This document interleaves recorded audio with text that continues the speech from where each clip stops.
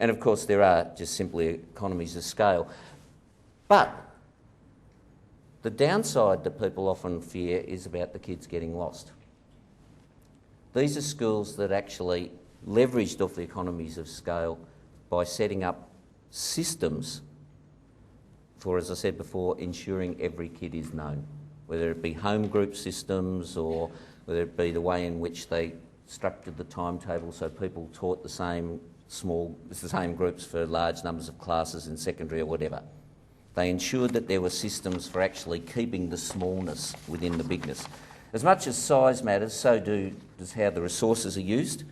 They all actually carefully targeted their staff and their other resources to their priorities and where they were going to have the greatest effect. Particularly this whole issue of experienced and new. They looked at the way in which they balanced the teams to ensure that blend of the experienced and the new so you could get those sort of mentoring relationships. And they all use their equity funding quite directly on teaching and learning. Fundamentally programs aimed at particularly the kids who are dropping behind. So I guess our conclusion, as I start to run out of time, is that a lot of the lessons are not a surprise. When you say them, they're obvious. But whenever I hear about something being obvious, I always quote the management guru Tom Peters. What Tom Peters said was, if the obvious was so obvious, everyone would be doing it. And so I think actually it doesn't necessarily hurt to state the obvious.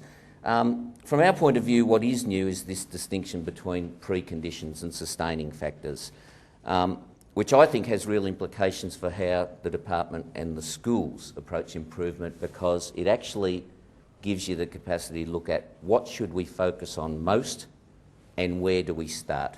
And the two factors related to the preconditions that I guess may be new, maybe they're just sort of emphasised in ways that are stronger than has been the case before, is that sheer importance of leadership. The reality is the other 9 factors won't fly without that first precondition, leadership. We can say that with absolute certainty from our study of the schools, and the central importance of the orderly learning environment, particularly as a place to start. Now, the last thing, which I haven't alluded to at all, is these are not quick fixes. They're all schools that have been doing this for a long time. It's taken them a long time. Steve Dinham's research with, I think, 38 New South Wales schools says 5 to 7 years. That's probably accords with conventional wisdom of how long things take. But they all generated significant change in the first year by knowing where to start. So I've left no time for questions, Lena, but I finished exactly on. But I'm happy to, or Graham is happy to take questions. Can I just add Yep. one thing? What was interesting, one thing that was missing there, I don't know whether anyone picked it up, was the word student engagement.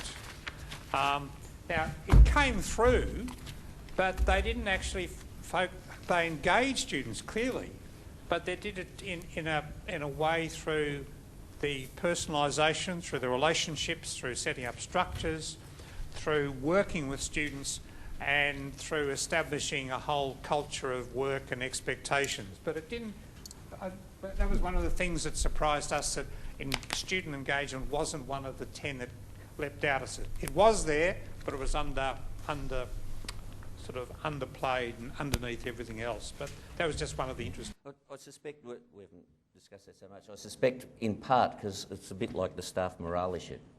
It's actually an outcome rather than a factor that you seek to manipulate.